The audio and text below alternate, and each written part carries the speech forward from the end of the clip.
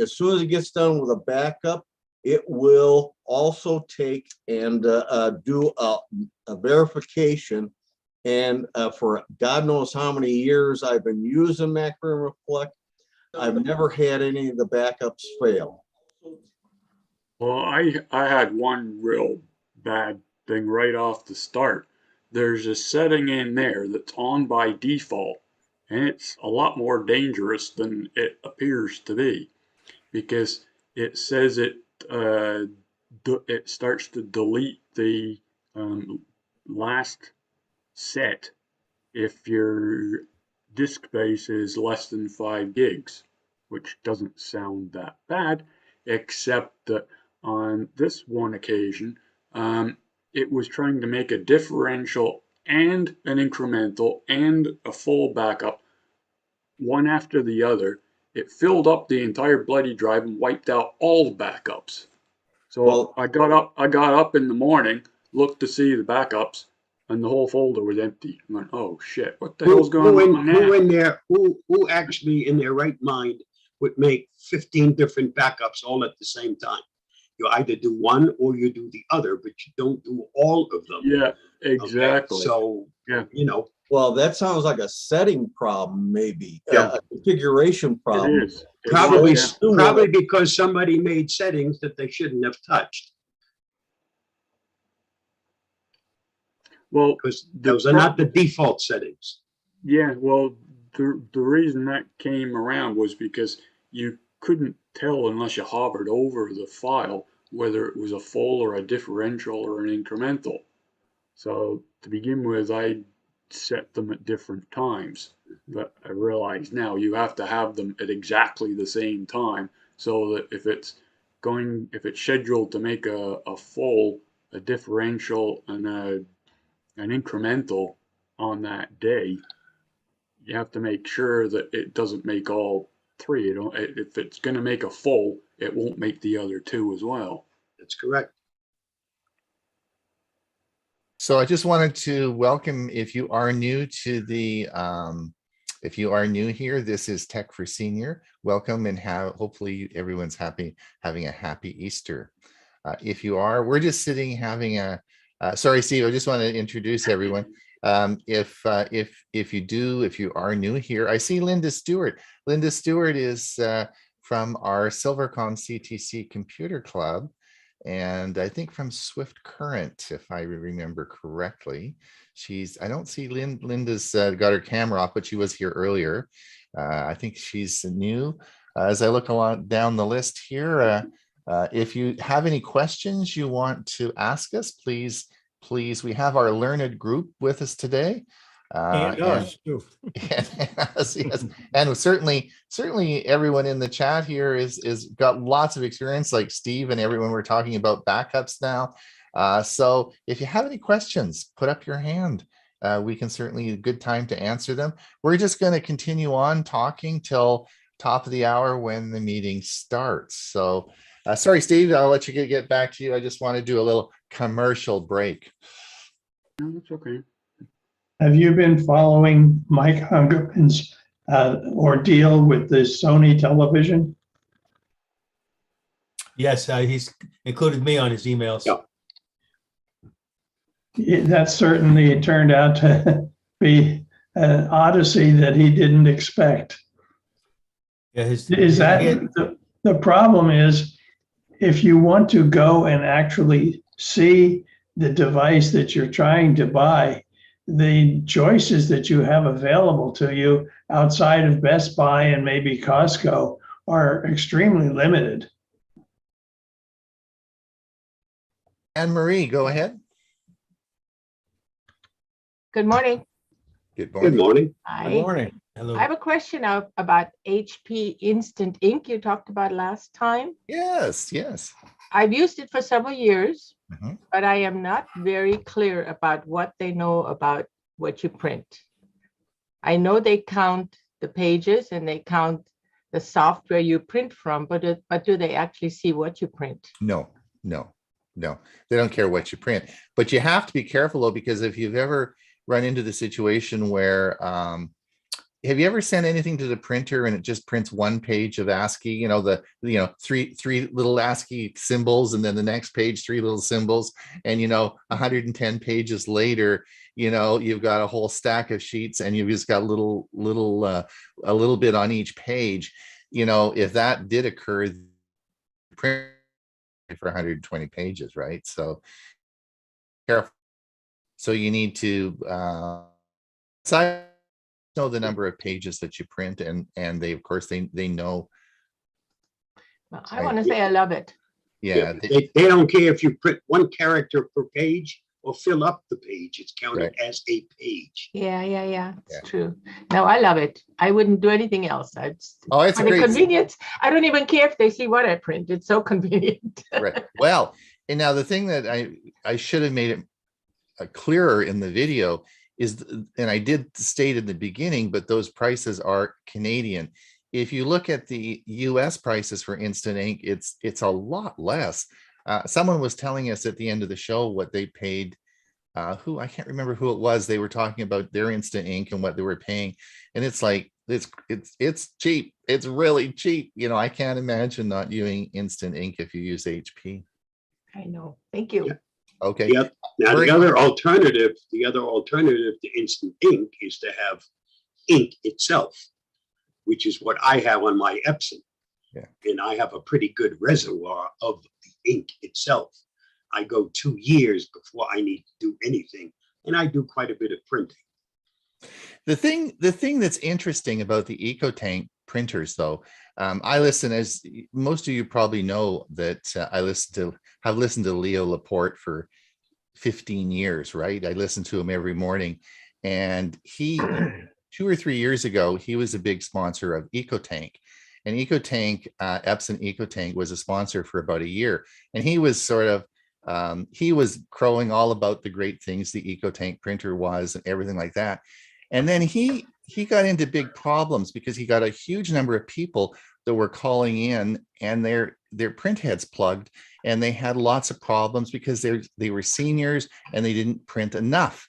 And so it came back to the original problem. If you don't print, at least once a week, you can get into problems. And so he actually ended the relationship with Epson EcoTank because he was getting so many calls about that.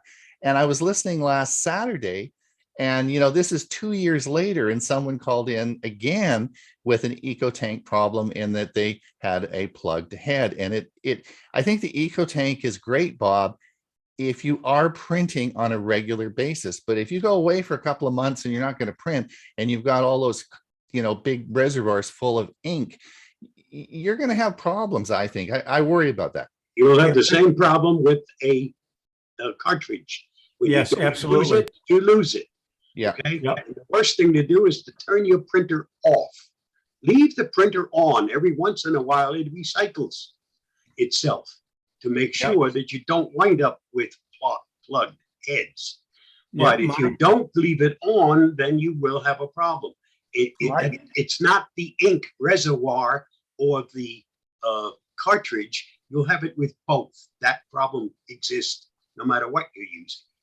Yeah, I have a brother printer, and every day at 12:04, I hear it. It just feeds and double checks and makes sure the ink is working properly and so on. I never shut it off. It's always asleep, but I don't shut it off.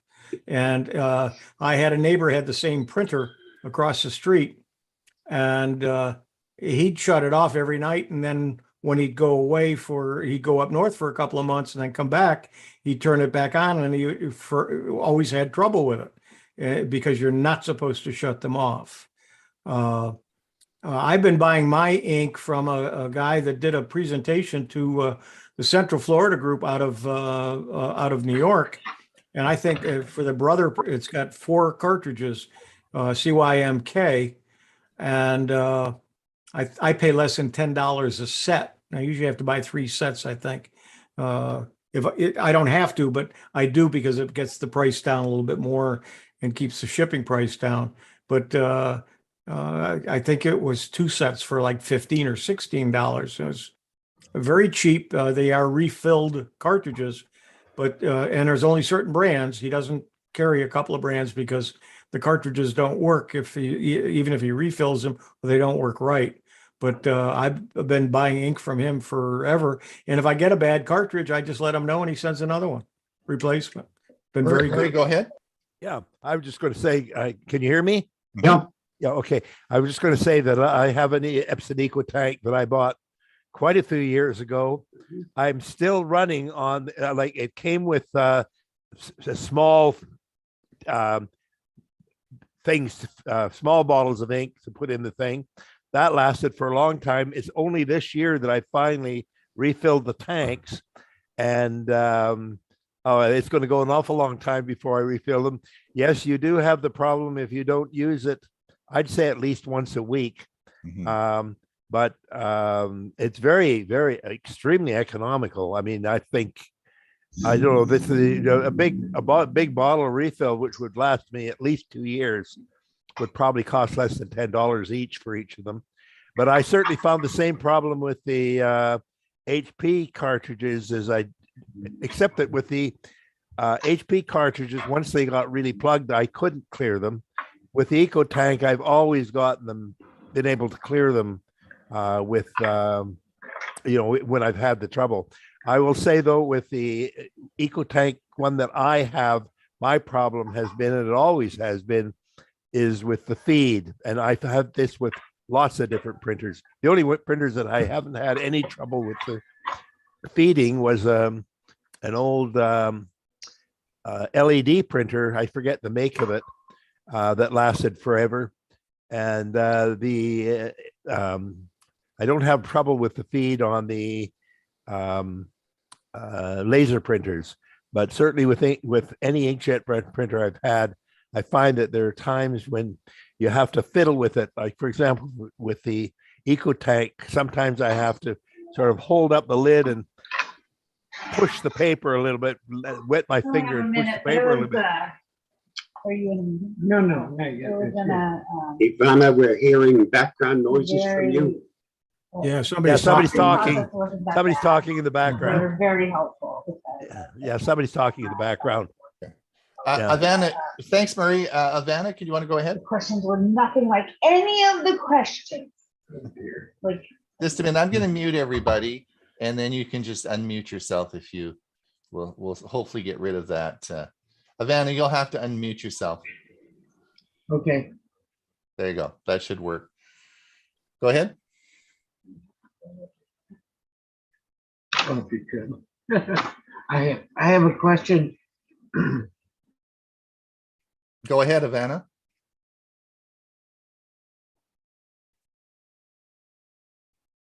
Did Ivana lock up? Yep.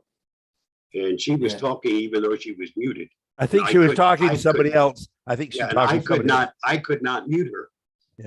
Anyway, I did have one more thing I wanted to mention. Okay, sorry, Mary, go ahead. Yes, and that is something I don't understand why it's happening, and I know this.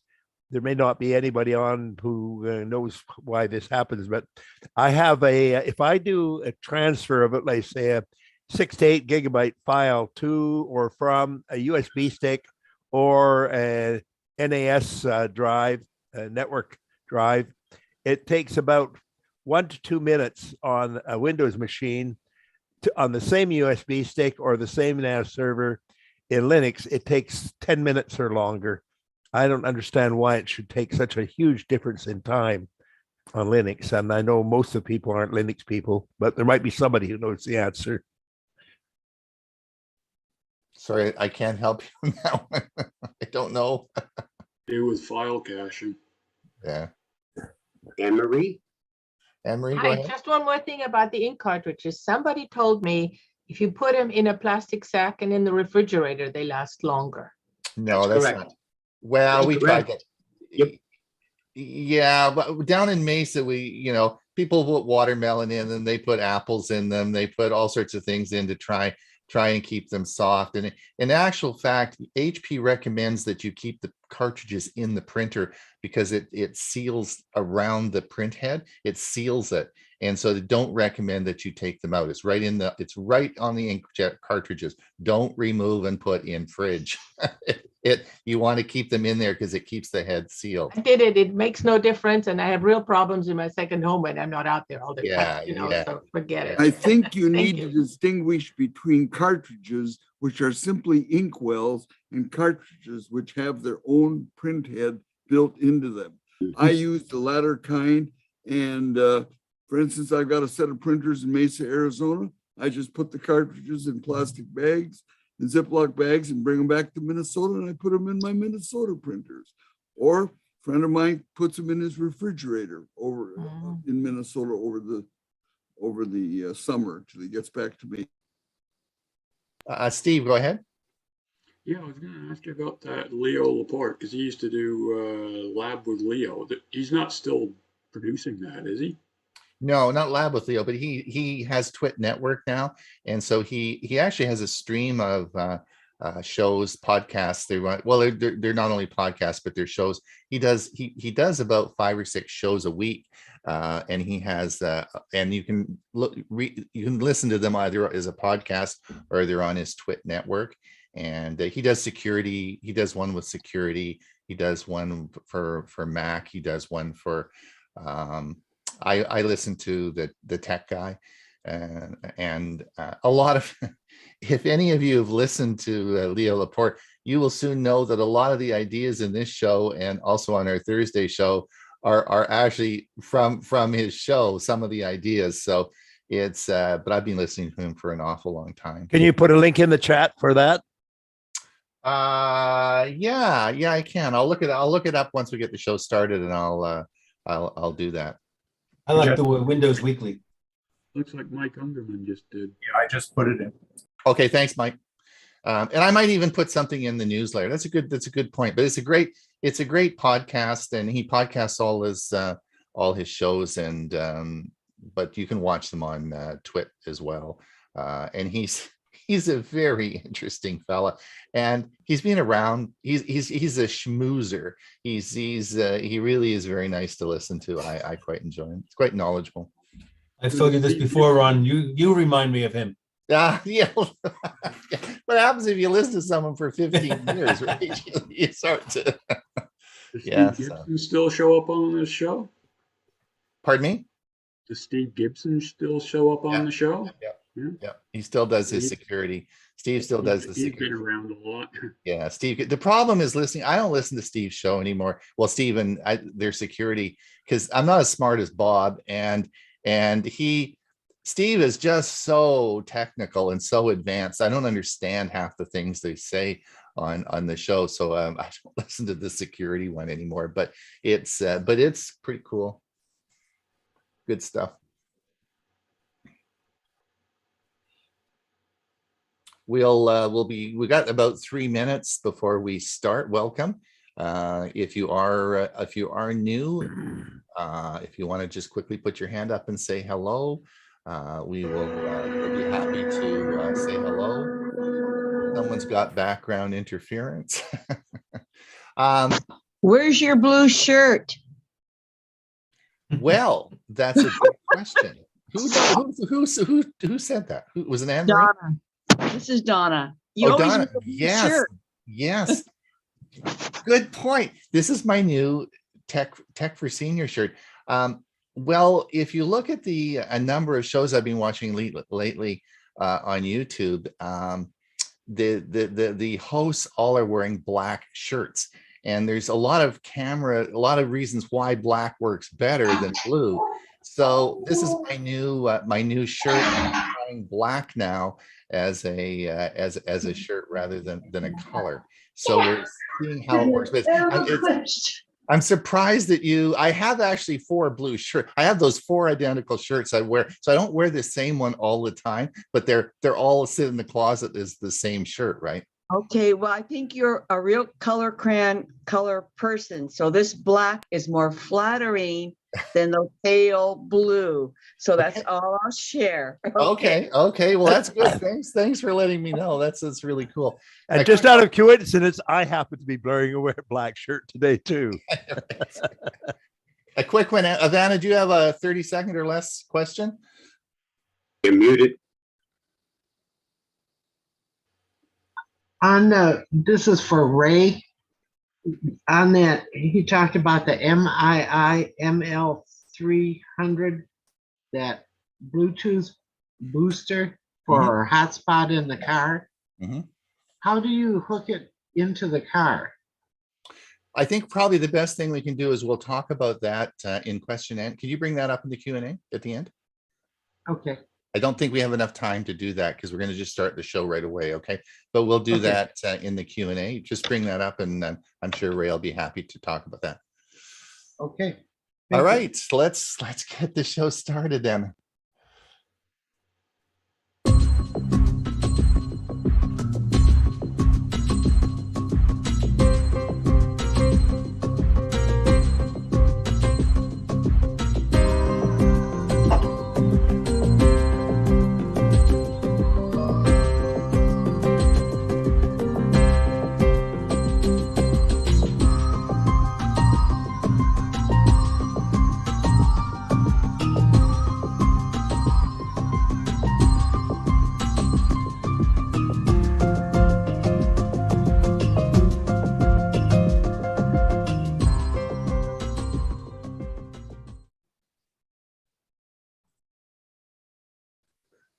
Good morning. Tech for Senior. Good morning. Episode 108. It is April the 18th. We have 75 people in the watching the show and a bunch over on YouTube. So welcome everyone. As mentioned earlier, I've got my new black shirt on. Thanks for noticing. We're in the middle of a massive storm on the east coast of Vancouver Island here. In fact, my wife was so scared this morning she wouldn't go to the gym. So we're hunkering down. So the reason I'm mentioning that, if I disappear, you'll know the power's gone out. So I've asked the other crew that are with me here that they're going to take over and sort of keep going. So far, so good, but it is howling here. Anyway, welcome everyone to Tech for Senior. We have a great show for you today. The show today is going to be about an hour long.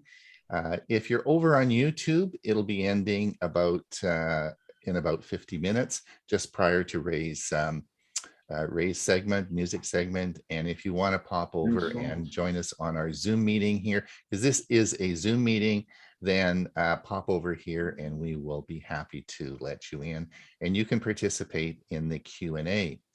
We also have a second show we do this week called Tech for Senior Live, and we review the news articles of the week and talk about interesting things.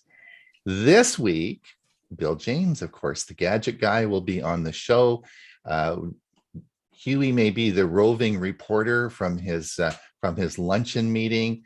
And we're going to have lots of fun this Thursday. And if you do miss it, we do podcast our Thursday show, and it's up and ready on Friday. I want to thank Sandra Ruth for her generous donation this week. Thanks so much to our coffee fund. Today, we will be our premier service, which I put in the newsletter, and it's also, I'll put it again in the chat for the link, but I'll be doing finally the end of it, right? Part 3, virtual reality for seniors. So this will be the final word on that. Hewie's going to talk on tips and tricks for Windows 10. And I'm going to also talk on it's a good time to buy a Chromebook, purchase considerations for a new Chromebook. And you might even consider what we call a Chrome box. And if you want to find more about that, then you can listen to our Tech for Senior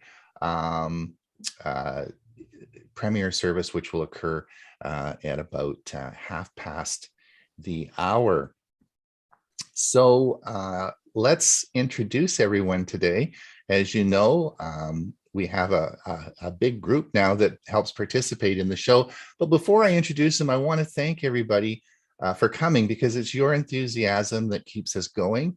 The only thing I worry about the show is I'll wake up one morning and people won't come, and then that's the only worry I really have. But it's thank you so much for coming, and thank you for people who help us in the chat.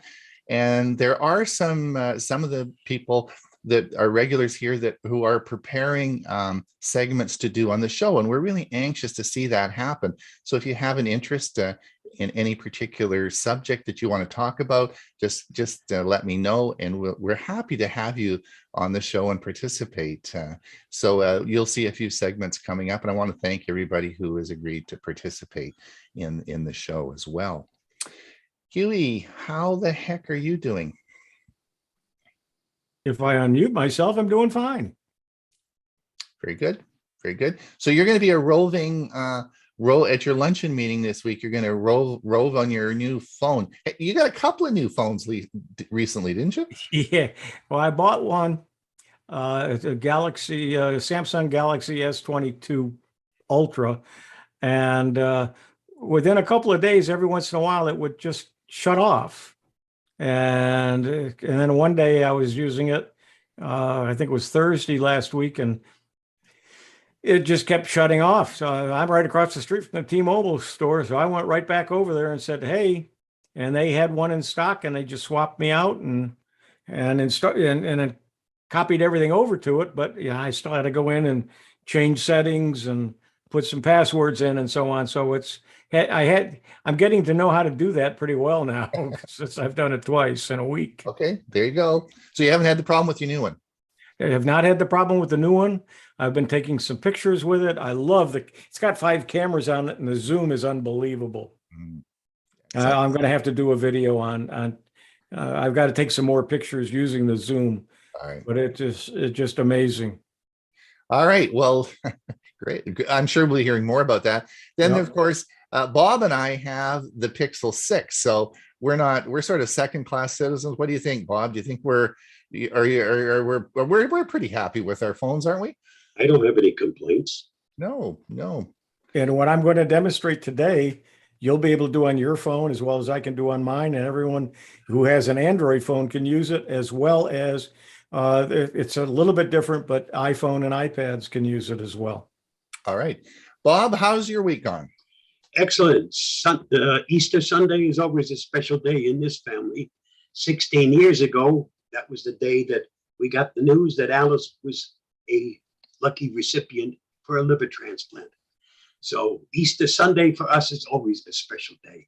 And I forgot to wish everyone a happy Easter. Yes, thanks, Bob. Happy Easter to everybody. Hopefully everyone's had a ham or turkey or some good food and lots of family experiences. So happy Easter to everyone. And thank you for coming out and watching on Easter for us. Then, of course, we have Ray Baxter in Pine, Arizona. Yes, and everybody's talking about Easter. I spent my Easter finishing up my taxes, which are now due today. So mine wasn't exactly a happy Easter. All right. Well, Dewey's happy because he's home, but he's got snow. What the heck? I am not too happy about having the snow. That's my house in back of me. As you can see, and there's snow on the ground right now. It's cold and windy, and the weather absolutely stinks here in Minnesota. But I am told by the local radio forecast, by around next Thursday or Friday, it's going to be warming up and getting nice. So I hope I can trust it. How'd the barbecues survive the winter? Well, yes, it's still there. It's been too cold to go out and take the cover off. But we had a happy Easter also. Our daughter brought over 2 big egg dishes, as she called them. We had family and we just had a wonderful time. She's a gourmet cook. Wonderful. Yes. I've met her. I've met your whole family. It's you're so lucky. And do they all live in the same town that you are in? Well, most of them, except of course our son who lives out in Colorado. And we talked about that last week. Right. Yeah, it's very lucky. And of course, Bill James from, of course, Oklahoma City. Well, there's not much going on here except that it's 45 degrees and windy. But I'm looking forward for Thursday.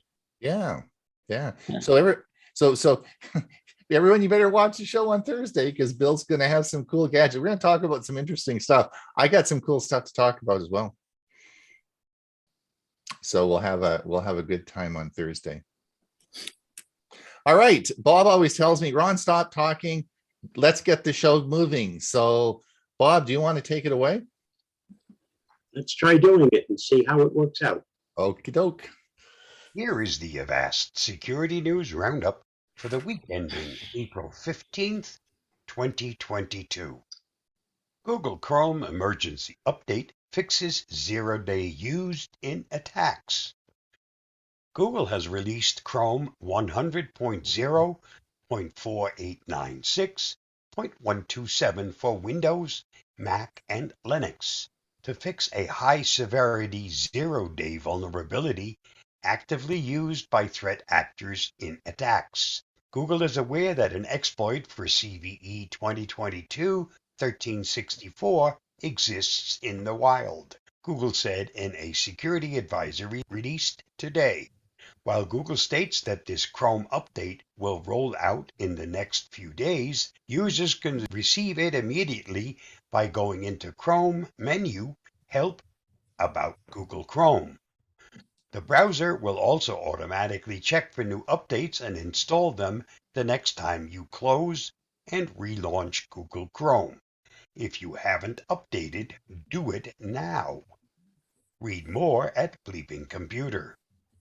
Elon Musk offers to buy Twitter and take it private. Tesla CEO Elon Musk offered to buy Twitter in a deal worth more than $43 billion and take the social media company private. Musk's best and final offer was at $54.20 per share for 100% of Twitter, and said that if this offer were not accepted, he'd have to reconsider his position as a shareholder, according to an SEC filing. Elon Musk has a backup plan if this $43 billion bid to take Twitter private is rejected by the company's board of directors. I'm not sure that I will actually be able to acquire Twitter, he admitted during an interview at TED 2022 in Vancouver on Thursday. While Musk has said that $54.20 per share offer is his best and final one, he teased that there is a plan B, but declined to elaborate. Read more at Fox Business. Qbot malware switches to new Windows installer infection vector. The Qbot botnet is now pushing malware payloads via phishing emails with password-protected zip archive attachments containing malicious MSI Windows installer packages. This is the first time the Qbot operators are using this tactic, switching from their standard way of delivering the malware via phishing emails, dropping Microsoft Office documents with malicious macros on targets' devices.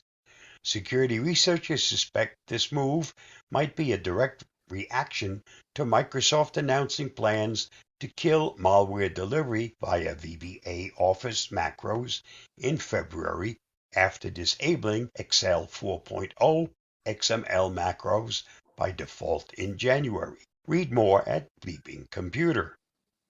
Will the metaverse be the new internet? Some researchers, business specialists, and forecasters believe the metaverse, the virtual reality platform accessed by devices like Meta's Oculus Quest 2, will reach the same popularity and generate the same revenue as the internet. Bloomberg ran an article at the end of 2021 claiming the metaverse is the next tech platform and that it would generate $800 billion, about $2,500 per person in the US, over the next 2 years in social media ads, hardware, software, and live entertainment opportunities. In his 2021 Founders Letter, Meta CEO Mark Zuckerberg wrote, "In the metaverse, you'll be able to do almost anything you can imagine. Get together with friends and family, work, learn, play, shop, create, as well as completely new experiences that don't really fit how we think about computers or phones today. For more on this, see Venture Beat. John Oliver explains data brokers. On last Sunday's episode of HBO's Last Week Tonight, John Oliver expounded data brokers, data collection, and third-party cookies. Breaking down what data brokers do, Oliver explained, what all these companies have in common is they all collect your personal information and then resell or share it with others. As one expert puts it, they're the middlemen of surveillance capitalism. The host talked about the lack of regulations in the industry and the evolution of third-party cookies that track your internet activity. He also listed privacy-preserving browsers and gave instructions on how to protect privacy on personal devices. To read more and see the segment, check out 9 to 5 Google. New legislation scares big tech. Amy Klobuchar and Chuck Grassley, respectively the top Democrat and Republican on the Senate Judiciary Committee, introduced an American Innovation and Choice Online Act, legislation that would prevent dominant online platforms like Apple, Facebook, Google, and Amazon from giving themselves an advantage over other businesses that must go through them to reach customers. In backlash against the bill, the big tech companies have claimed that if it became law, it would be a disaster for consumers, effectively ruining Google's search results, barring Apple from offering useful features on iPhones, forcing Facebook to stop moderating content, and outlawing Amazon Prime. For more on this story, see Ars Technica. Amazon starts Plant a Tree program through Alexa. For $1 through their Amazon Pay account, Alexa owners can say, "Alexa, grow a tree," to donate a one tree planted. The trees will be part of a reforestation project in Pennsylvania's defunct mining region, California's land ravaged by the 2018 forest fires, and alongside the rivers and streams of the Pacific Northwest. Fruit trees will also be planted in communities across India. Customers can keep track of how many trees they help plant through their Amazon Pay account. See ZDNet for more or watch my video at the link listed. Avast detects TDS distributing malware. A new traffic direction system, TDS, detected by Avast researchers and dubbed Parrot TDS, has infected various web servers hosting more than 16,500 websites, including adult content site, personal websites, university sites, and local government sites. The sites were altered by a campaign called Fake Update, also known as Social Ghoulish, which displays fake notices for users to update their browser, offering a file to download. Avast identified the file as a remote access Trojan labeled ctfmon.exe, which gives attackers full access to the host. For more, see the Hacker News. This week's must-read on the Avast blog. Today, most risk-facing consumers from cybercriminals can be tied back to credential or data theft in some form. What if there was a future in which technology stopped this from happening? Read the article on this topic at the following link. And that wraps up this week's Avast Security News Roundup. Stay safe, stay secure, and I'll see you again next week. Bye-bye. If you enjoyed the video, don't forget to like, subscribe, share, and get involved.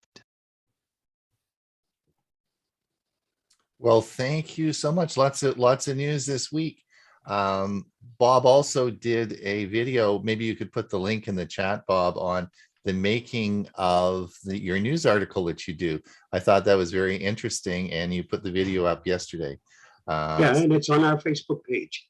Yeah, so if you want to look at the how he does it, it's very interesting. All right, let's see what Dewey has to say on the final word on USB 4. Let's see what he has to say today.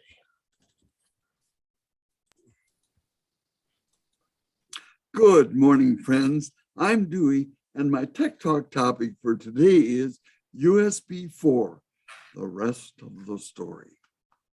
When I last spoke on USB 4 2 weeks ago, I concluded my Tech Talk by quoting Michelle, who was writing about USB in a MacSales.com blog. I think it best to first review what she wrote, so here goes. Michelle said, USB-C is a connection type. USB-C is not Thunderbolt 3, Thunderbolt 4, or USB 4.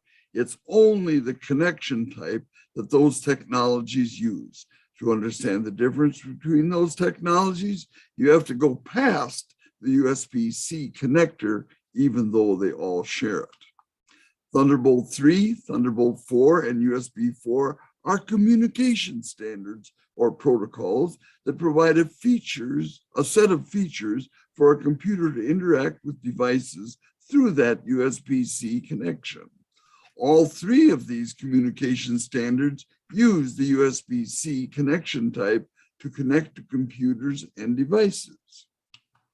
The difference between Thunderbolt 3 and Thunderbolt 4 is that Thunderbolt 4 guarantees certain specifications that are optional with the Thunderbolt 3 standard. Thunderbolt 4 is always 40 gigabits per second, while Thunderbolt 3 and USB 4 can operate at either 20 or 40 gigabits per second.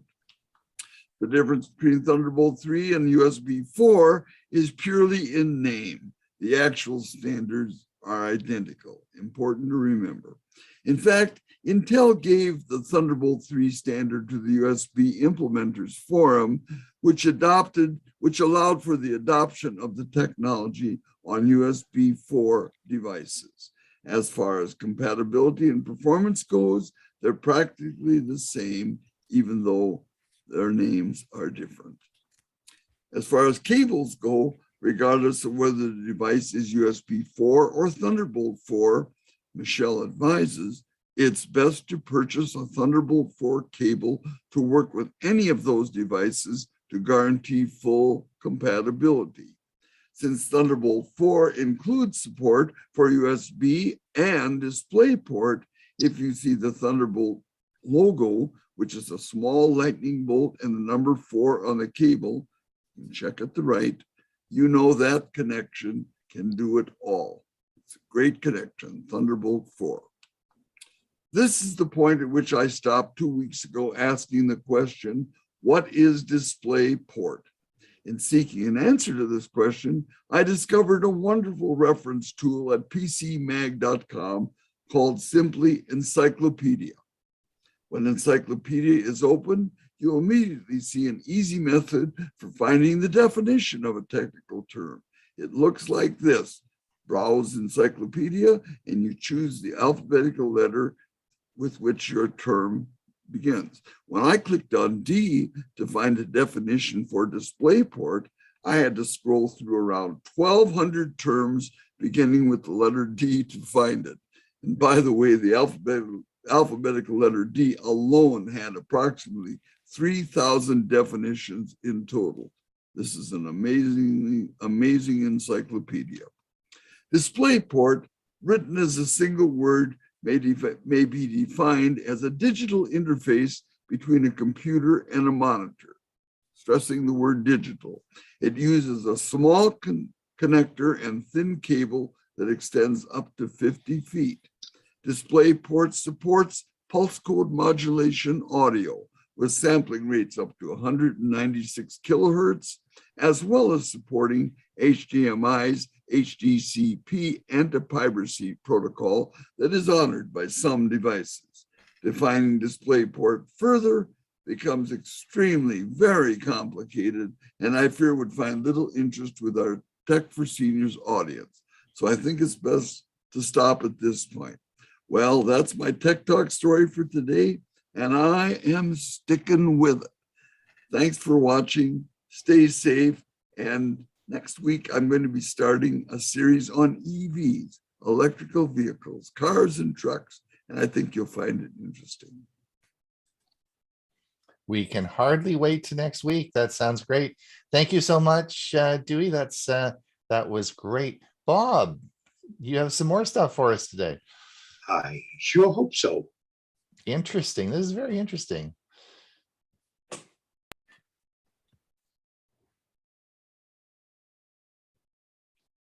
Here is a 2022 update on data privacy legislation.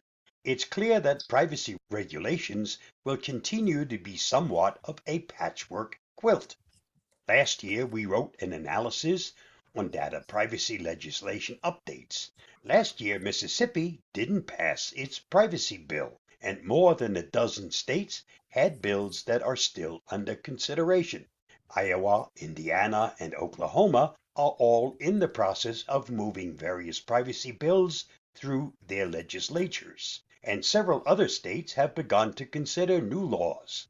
Also, 7 states are considering biometric information privacy legislation. The most comprehensive source remains an annotated map from Hush Blackwell, which will link you to each state's legislation. If you are looking for more analysis, this page from the National Conference of State Legislatures has more contextual explanations. There have been some developments and further refinements on the 3 states that have enacted privacy legislation. California Privacy Rights Act, also known as CPRA, and California Consumer Privacy Act, called CCPA. Colorado Privacy Act, and Virginia Consumer Data Protection Act. There are 2 new items from California. First, on January 28, 2022, the California Attorney General's Office sent notices to businesses operating loyalty programs in California that provide financial incentives in exchange for consumers to divulge various personal data. Under CCPA, they must tell you what the payment will be prior to you opting onto the program.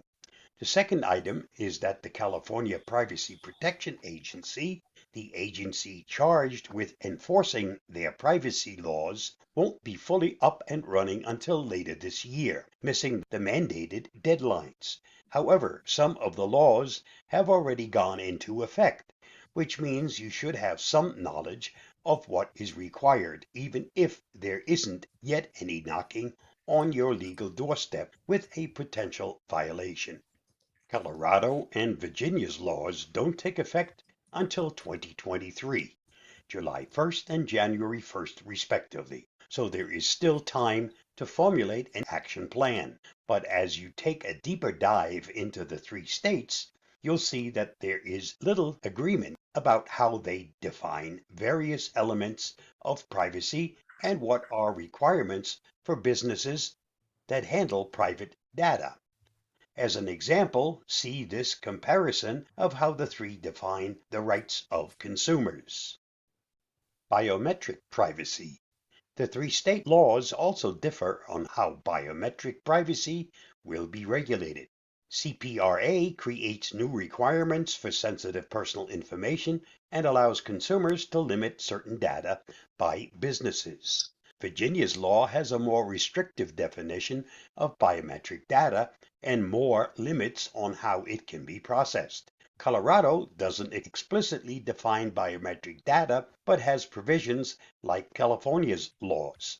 What this all means is that it will be complicated for companies doing businesses in these 3 states, because they will have to audit their data protection procedures and understand how they obtain consumer consent or allow consumers to restrict the use of such data and make sure they match the different subtitles in the regulations. Conducting data protection assessments. Each state also differs in what will be required for these assessments. Virginia's laws require reporting of any processing activities involving personal data that presents a heightened risk of harm to consumers, without specifically defining what that harm might be. Colorado's law does better in laying out its harm definitions, but has a different scope of what constitutes a valid assessment. California's laws leave the actual rules for these assessments with the yet-to-be operational agency mentioned above. So we'll have to see how that shakes out later this year. Because of the different definitions between the laws, it's possible that under some circumstances, Colorado could require an assessment, but not Virginia or vice versa. What's clear from the events of the past year is that privacy regulations will continue to be somewhat of a patchwork quilt, sorting out the various state efforts. And there are other states that will probably enact their own regulations in 2022, which will be difficult. Add in that there are subtle differences with the EU's GDPR and what China has enacted, and these will compound issues for international businesses. Read David Strom's full article on this topic at the link listed. Staying informed is an important step in keeping you safe and secure. Stay safe, stay secure, and I'll see you again soon. Bye-bye. Thanks, Bob. Life gets more and more complicated, eh? Confusion reigns supreme. Well, we're just going to listen to you. You can figure it out and let us know, eh? All right. Ray, I think you're up next. I've been waiting for this. This is, yes. It's all yours. All right, let me share sound. Share.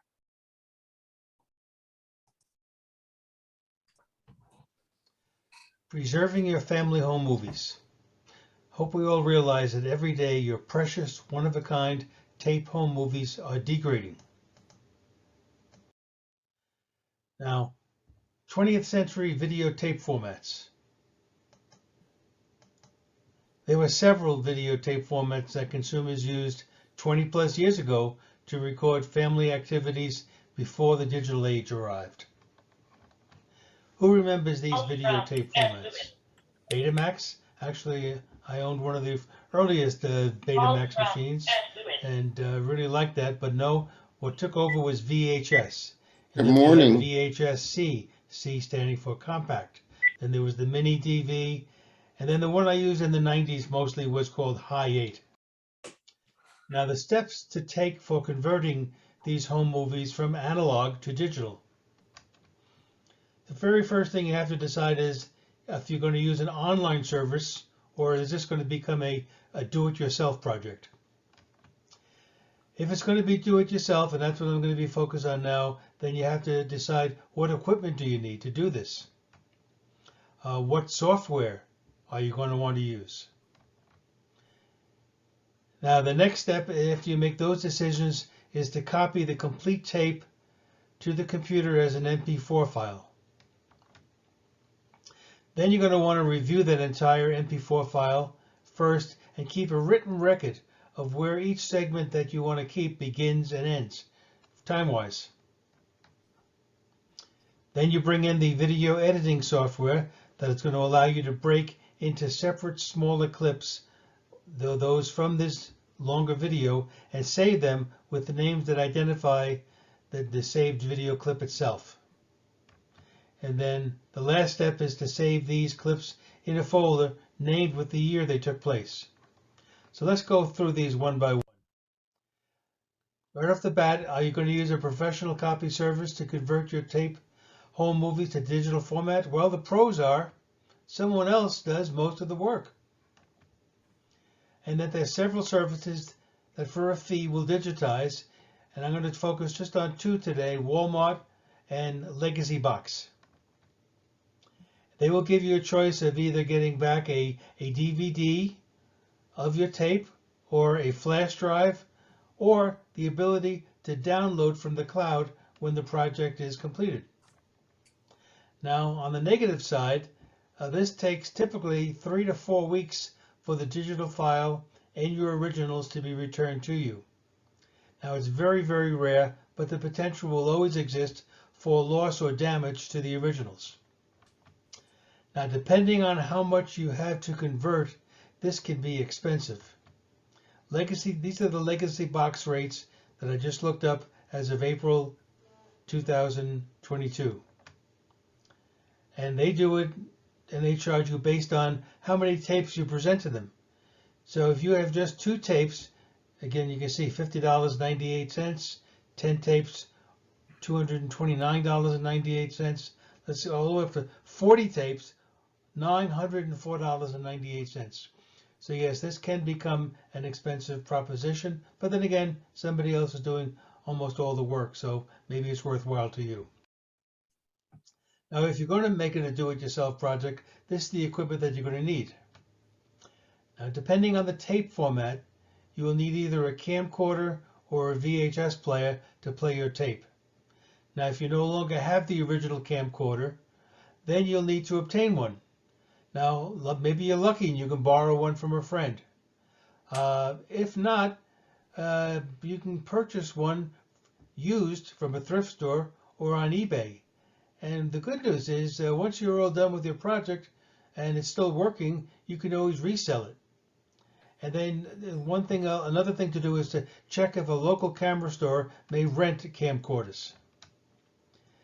And then you're going to need another important item here, and that's called a video capture adapter. And that's what you're going to use to connect between the player and your computer.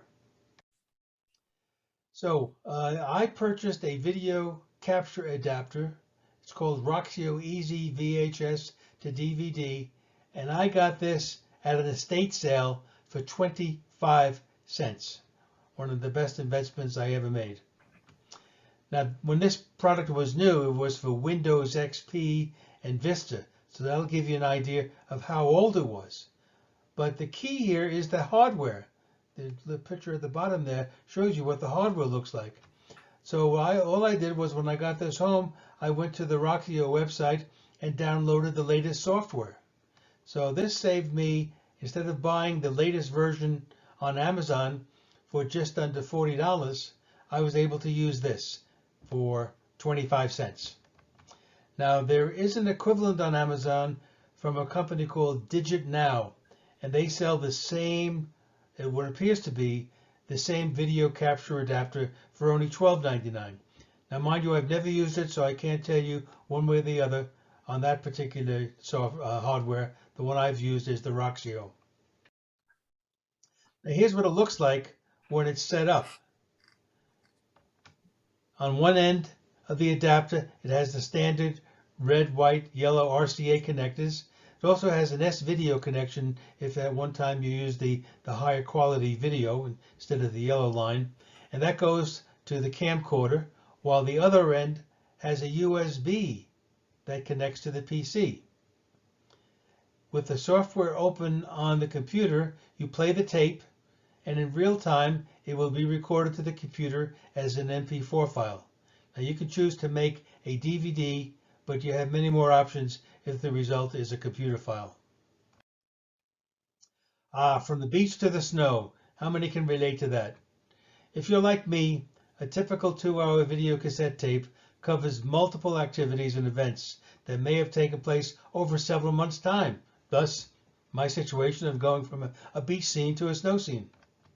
Now, for this project to be meaningful, I think what you want to do is edit the video into individual segments, with each file name containing a brief description of what was recorded. Example, you might say something like Joey's 10th birthday party. And you save this in a folder in the family video library named with the year the video was taken. I don't go to the trouble to specify the specific date, as this usually shows up in the actual video in the opening scene for those that need to know that bit of data. So what I do is I watch the video before I do any editing. So here's an example where I've created a spreadsheet.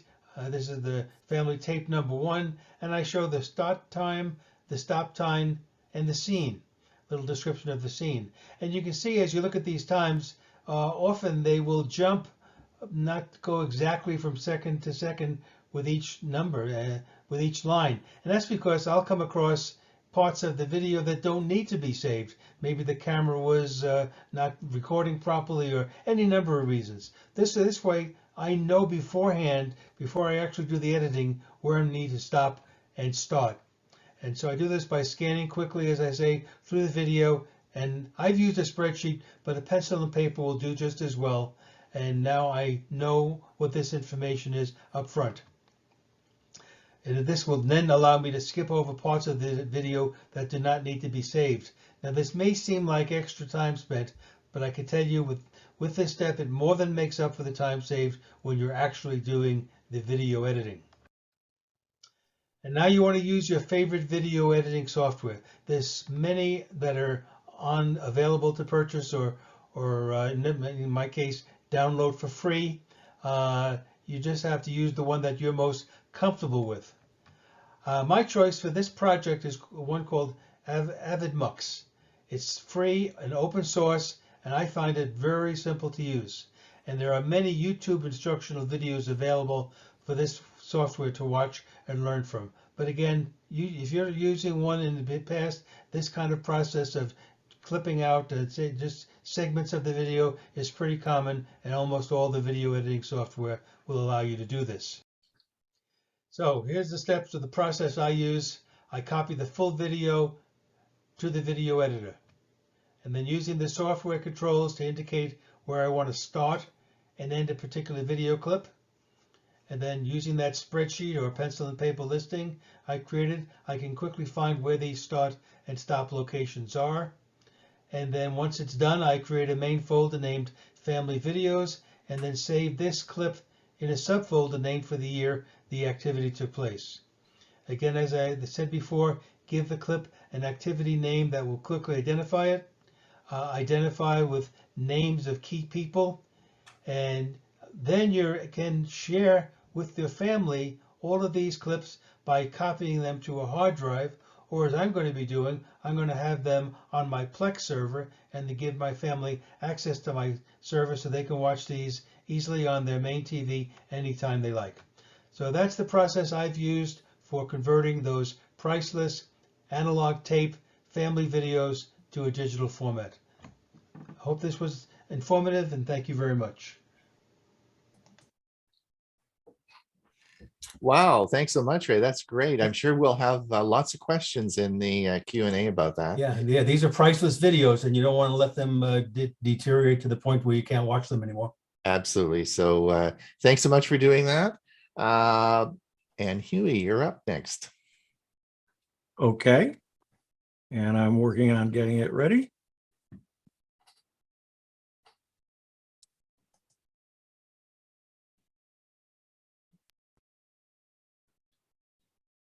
Google Lens. I'm Hewie Poplock. Google Lens has been lurking around on Android and quietly getting more and more capable for years, since 2017. Google curiously doesn't make a big deal about it, and you really have to go out of your way to even realize that it exists. Google Lens is best described as a search engine for the real world. It uses artificial intelligence to identify text and objects, both within images and in a live view from your phone's camera. And it then lets you learn about and interact with those elements in all sorts of interesting ways. You install the Google Lens app on your Android device from the Google Play Store. Google Lens doesn't have its own dedicated app on Apple's App Store. Instead, its functionality is baked into two different Google apps. Which one is best for you will depend upon how you plan to use Google Lens and on which device. The first option to use Google Lens on your iPhone or iPad is the Google app. This gives you access to a whole range of Google services on your iPhone, including personalized news stories, sports updates, and weather info, as well as a full suite of Google search tools, including Google Lens. Alternatively, you can install the Google Photos app instead. This is the best option for iPad. Google Photos is the Google Cloud's photo backup service, and it includes a whole host of neat features for editing and organizing your images online. It also incorporates Google Lens. Open any image from your camera roll in the Google Photos app, and with just a tap, you'll be able to analyze it for information using Google Lens. There's a real good article on how to set up and use Google Lens on an iPhone, and the link is on the bottom of this page. There are 12 ways Google Lens can make you more productive on Android. Copy text from the real world, send text from the real world to your computer, hear text from the real world read aloud, interact with text from an image, search for text from any physical document or image, create a calendar event, save someone's contact information, email, call, text, or navigate to a website, translate text from the real world, scan barcodes and QR codes, use Lens from image search, photos, and your phone's camera, and get to Lens without lifting a finger. We're going to cover some of these. Open Google's Lens app, tap the document icon, and aim your phone at the document. Within about a second, you'll see Lens highlight the text. Let's take a look.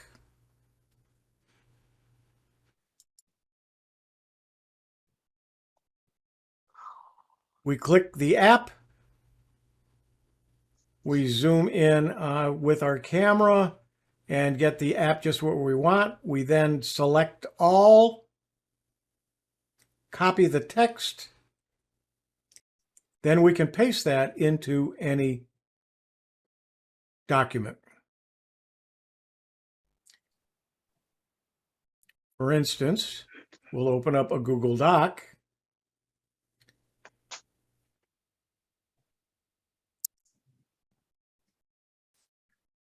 And we'll paste. And there's all that document.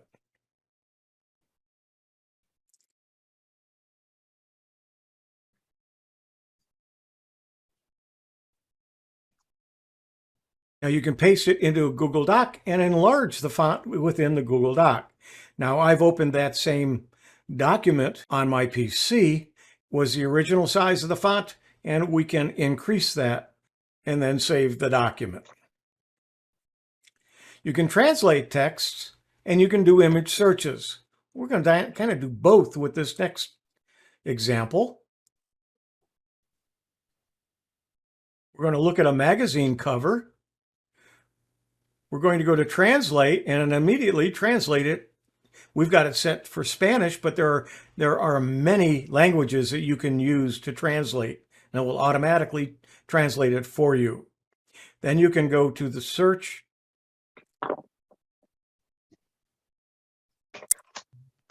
and then look, and it's looking at the pictures and the words and coming up to some examples which you click on and go to.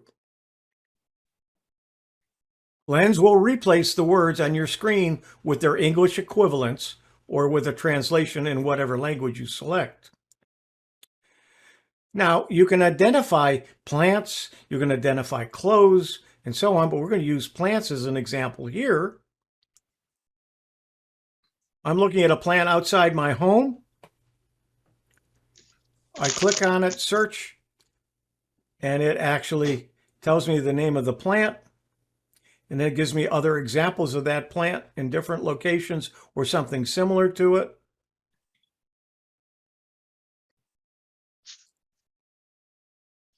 And all of those are links in which I could go to if I wanted to.